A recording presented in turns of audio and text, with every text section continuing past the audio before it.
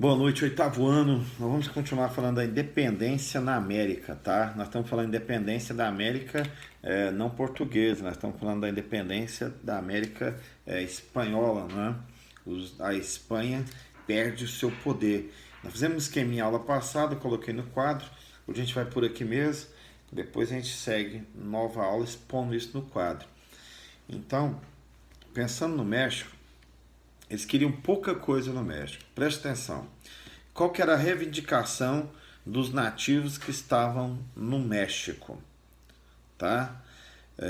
Básico. Eles queriam acabar com todo o imposto que a Espanha cobrava deles. Então, o povo que estava no México não queria pagar tributo, não queria pagar imposto para a coroa espanhola. É o normal, é igual no Brasil. Os brasileiros que aqui estavam não queriam pagar tributo também para a coroa portuguesa. Então, sempre o pessoal não quer pagar o tributo, né? Quer pagar os impostos. É a velha taxa que a coroa cobra, a metrópole cobra da colônia. Então, eles queriam suspensão direta do imposto. 2, coisa básica, eles queriam reforma agrária. Reforma agrária é assim, tem uma grande extensão territorial, tem um dono só mandando aquela terra toda, eles querem que tire aquele dono, pegue um pedaço daquela terra e faça uma divisão com a galera pobre.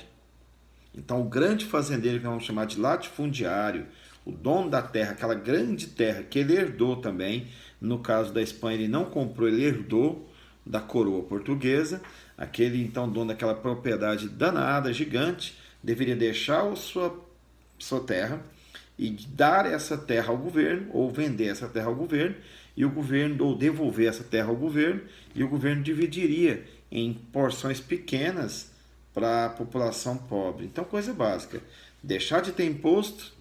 2, fazer reforma agrária. E 3, eles queriam que acabasse com a escravatura no México. Então, coisa básica: só acabar com os impostos, só não fazer mais escravatura e fazer reforma agrária. No Brasil, desde 1500, estão tentando implantar a reforma agrária. Até hoje não aconteceu. Então você também pode pensar, aqui vai acontecer? Deixa essa pergunta para você responder comigo. Bacana. Então, o México também é assim. Após a sua independência, de cara, em vez de, tô acabando de sair de uma ditadura, tô acabando de sair de uma opressão, tô acabando de sair de um estado opressor que é uma colônia ser explorada por outro país, ser dominado por outro país sem grandes expectativas de crescimento e de sucesso. E assim que ele acaba a independência, ele vai fazer a opção, o México, por uma monarquia, ou seja, ter um monarca, um rei, um imperador dominando de novo o país. Já que eu estou querendo liberdade, então a liberdade tem que ser ampla, não é? E qual que é a liberdade ampla? Uma monarquia é uma retomada à escravatura, à exploração e assim vai. Então o regime, assim que terminou o domínio da Espanha, eles largaram com o domínio de uma pessoa sobre eles, que era o monarca, que era o imperador, e assim segue a vida. Então, grandes conquistas, e é que nasce uma expressão na América Latina que você viu muitas vezes: a luta continua. É isso, porque a primeira luta era reivindicação, a segunda luta é luta mesmo, e a terceira luta era não deixar de ter uma monarquia, mas eles fizeram uma opção para, depois de uma sequência de lutas, estavam já sem muito fôlego para continuar lutando. Então segue comigo a história. 1810, num povoado chamado Dolores, vai ter um padre muito bacana. Esse padre chamado Miguel Hidalgo. Hidalgo vai promover as lideranças nativas, ele vai pegar os nativos e vai lutar contra o governo da Espanha. O que não ocorreu aqui no Brasil, né? Não apareceu nenhum líder revolucionário brasileiro, juntou os nativos, que nós chamamos de índios, e atacou o governo português. Aqui sim, Hidalgo vai fazer isso, e vai chamar esse movimento de Grito de Dolores. Então, quando você vê alguém falar assim, o que é o Grito de Dolores?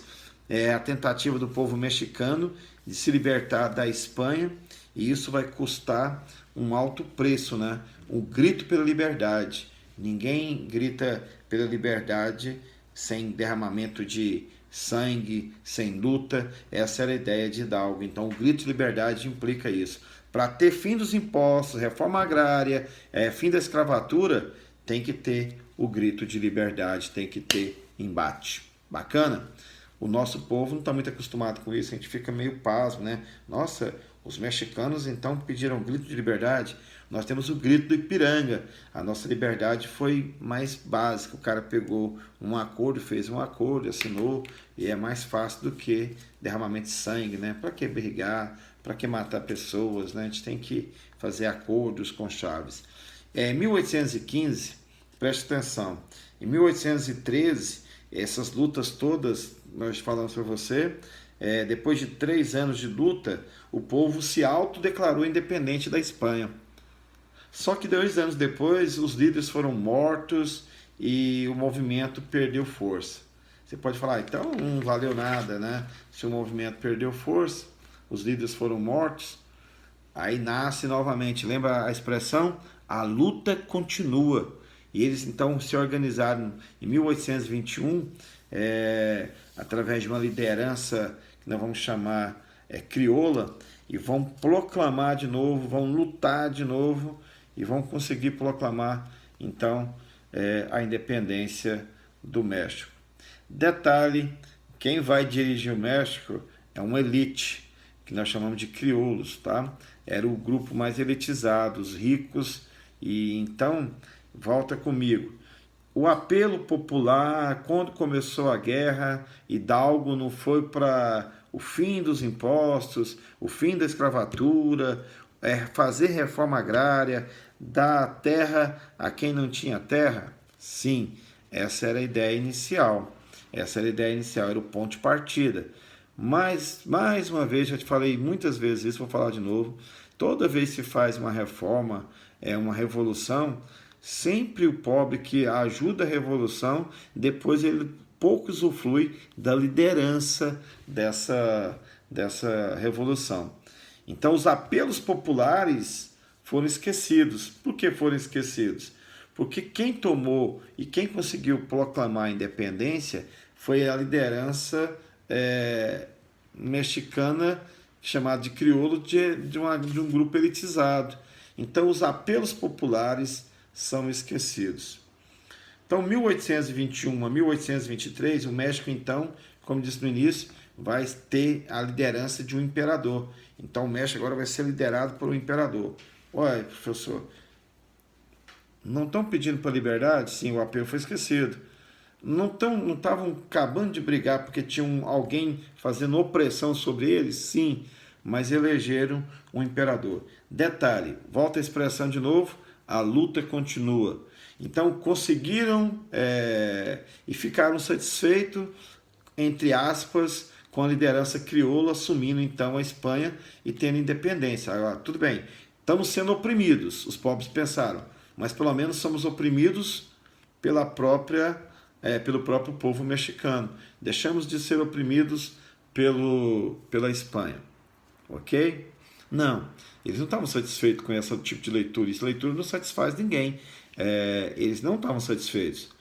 Eles apenas aceitaram temporariamente a ideia de um líder mexicano no poder e novamente, depois de 2 anos de liderança desse imperador, eles vão derrubar esse imperador e de fato agora vão proclamar, implantar uma república no México. Então, depois de muita luta, a luta continuou, a luta foi implantada até que conseguiram implantar em 1823 a República Mexicana, como temos hoje um Estado democrático, de direito. Continua tendo desigualdade, continua tendo pobres, tem que se organizar as questões de lutas sociais, continuamos pagando impostos, continua tendo a necessidade de uma república que acabe com a questão da desigualdade agrária, mas a escravatura não tem mais. Esse pobre pode escolher seu líder, esse pobre pode se candidatar a cargos públicos, esse pobre tem que ter a justificativa para o governo cobrar dele imposto. Então isso nós chamamos de república, tá? vale muito a República, vale muito as forças que organizam a República. Quais são as forças? Nós temos que ter um governo que faz a lei, nós chamamos de Senado, deputados. Nós temos que ter um governo que fiscaliza a lei, que nós chamamos de juristas, né? O Tribunal Supremo, que organiza, que julga as leis, e nós temos que ter alguém para executar as leis, que é o poder moderador. O nosso sistema de governo é republicano, aqui acontece a república. Bacana? E a luta continua na próxima aula. Você viu que dá, entendeu aqui e aprendeu hoje onde nasceu essa expressão, a luta continua. Depois das derrotas, dos embates, o povo mexicano continuou na luta e a luta continuou até que foi declamada a sua independência. Cuide-se bem, faça o meu trabalho, fique em casa e a luta vai continuar.